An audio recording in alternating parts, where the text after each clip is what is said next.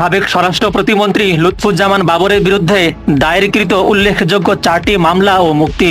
Number 1, বিশেষ ক্ষমতা আইনে 10 ট্রাক অস্ত্র চোরাচালান মামলা করা হয় তার বিরুদ্ধে। এই মামলায় 2014 সালের 30 জানুয়ারি আদালত বাবর সহ 14 জনকে মৃত্যুদণ্ড প্রদান করেন।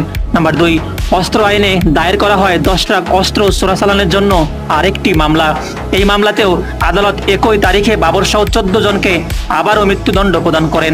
নাম্বার 3, অবৈধ সম্পদ অর্জন ও সম্পদের তথ্য গোপনের অভিযোগে 2008 সালে দুদক বাবরের বিরুদ্ধে মামলা করে।